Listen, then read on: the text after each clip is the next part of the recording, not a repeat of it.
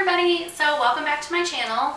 Today's video is going to be another easy project with some simple steps to follow, and it is going to be making this reusable shopping bag or tote bag, depending on how you want to use it. I went to Walmart here in town just a couple weeks ago, and when they were looking over my receipt, the worker there had made a comment about how our local Walmart is going bagless in August.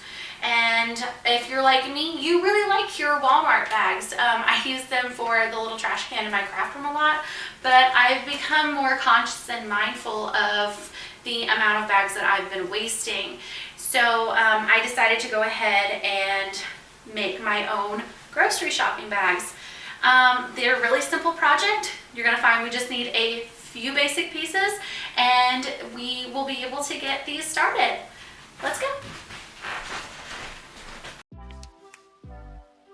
For this project, you're going to need 6 pieces: 2 lining fabric pieces, 2 main bag fabric pieces, and 2 straps. The fabric I'm using for this bag is a duck cotton on the outside main bag, and the lining is a quilting cotton that I picked up at Cut and Sew Quilt Shop. I will link their page below, so if you have any needs or questions, you can find their shop there. For the straps, I cut 2 strips to be 4.5 inches wide by 28 inches long. I folded them in half, pressed them, and pinned them in place to be sewn.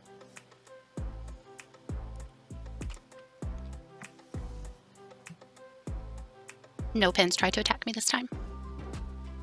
For the lining and the main bag, I wanted them to be a little bigger than the tote bags I have previously made using this method. I just used my cutting mat as a good measurement and cut my pieces to be 18 inches tall by 24 inches wide. And on the bottom 2 corners of the lining and the main bag, we need to cut out 2.5 by 2.5 inch square. This will help create the bottom of the bag later. That was a little bit of a tough thing with the rotary cutter, so I just decided next time I'm just going to use my scissors.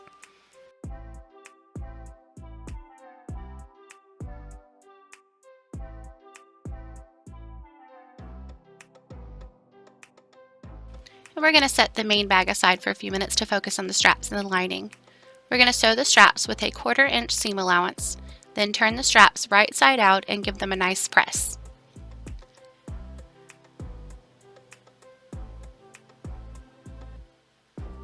After this, we need to top stitch both sides of our straps to give them a nice finished look. We're just going to sew down the edge as close as possible with our stitch line.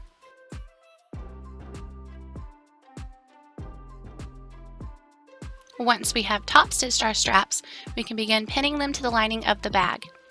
Take one of the lining pieces. We're going to pin the outer edge of our straps 7 inches from the side of the bag. Make sure you're on the top of the bag and have your 2 cutouts on the bottom.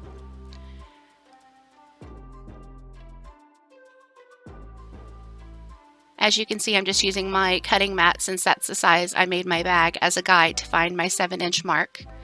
And I'm just pinning the outer edge of the strap to that 7-inch line.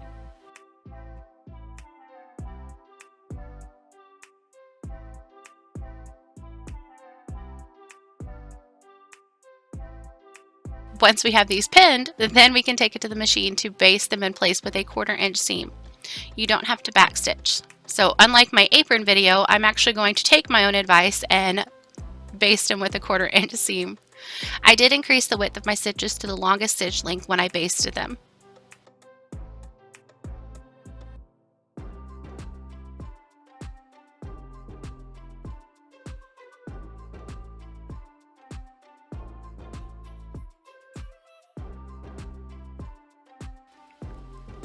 And now that we've basted our straps, we can pin our lining pieces together. We need to match up the sides and the bottom of the bag. We need to pin down both sides of the lining, but we're only going to pin to 2.5 inches from the outside bottom edge.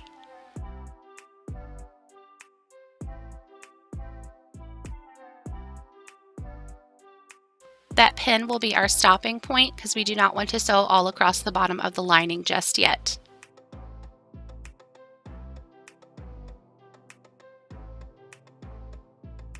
Make sure to do the same thing with the main fabric bag. The only difference with this one is we are going to pin all the way around the sides and the bottom. We'll sew both the lining and the main bag with a 1/2 inch seam allowance. Sew down the sides of the lining, making sure to backstitch at the bottom of the sides. Then, without cutting my threads, I just lift the presser foot and nudge my needle, nudge my fabric under the needle at the bottom to just sew 2.5 inches toward the bottom center. And I'm going to do the same thing on the other side of the lining. For the main bag, I'm going to repeat all the steps for the lining. I'm not going to stop at the bottom, I'm going to sew all the way across.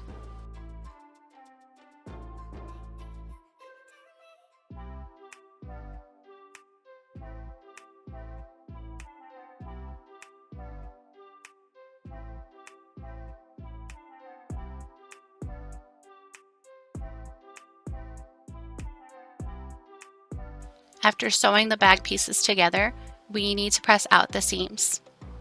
We're going to press out all the seams on the side and the bottom nice and flat.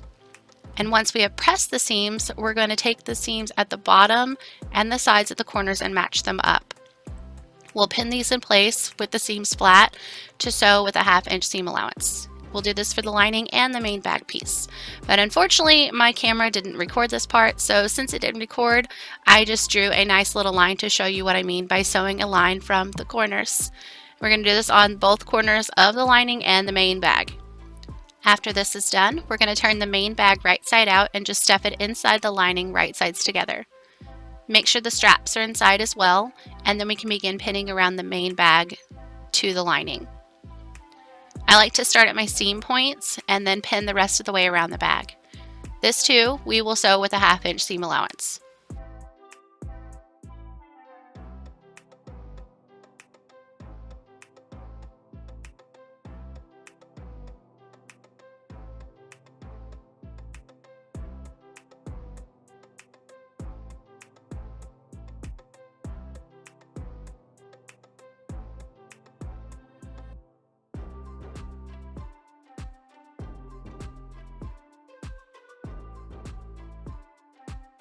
After we sew this together, we're going to pull the main bag out of the hole in the bottom of the lining. And while keeping the lining flat, we'll press the seam up toward the lining. This will just help lay the bag flat when we top stitch. While it's pulled out, I'm also going to take this opportunity to press the bottom of the lining. We still need to close the lining, but I'm not going to close it yet. While we sew this part, it's possible that things can shift around, so I'd like to have that opening just in case something messes up. I can go back and pick it out. After I do all the pressing, then I just shove the lining back inside to then press over again to just make sure that that stays flat. I will take it to the sewing machine and just top stitch around the edge of the bag as close as possible. I think I used about 1/8 of an inch here, just so I knew it was close to the edge but still secure. After this part, we can pull the lining bag out and make sure everything is in place, nothing has shifted, and then we can sew the bottom of the lining closed with a very close edge stitch.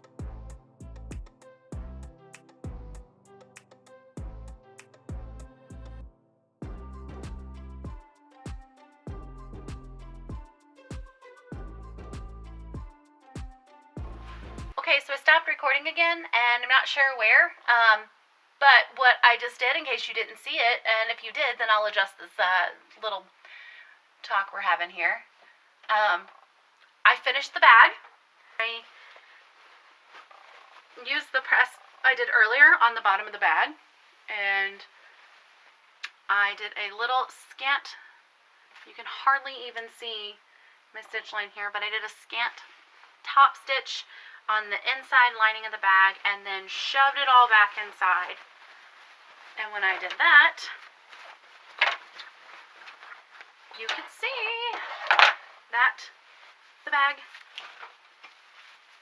is done. We have a nice, awesome grocery tote bag for all of our shopping needs. And that's, oh, there's a secret. I don't think I told you the secret. This works better whenever the bag is made with pockets, because you can have pockets on the inside, but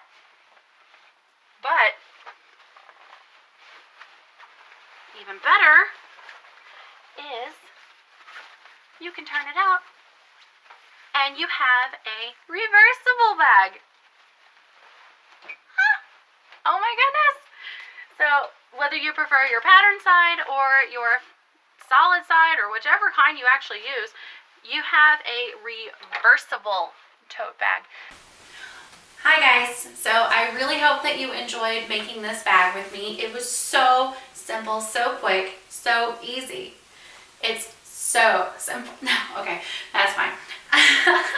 But as you can see from the few projects that I've done so far, I really like working with basic shapes, rectangle squares, to just start out with projects. They're really beginner friendly, really easy to do, and I just really hope that you guys can get some good use out of your bags as well. I hope that you guys had fun, and I can't wait to see you in the next one. In the meantime, if you haven't checked out my other videos, make sure you just kind of click over here and you should be able to find one of my recent videos and follow along with that one. I hope you guys had fun. Can't wait to see you in the next one. Bye!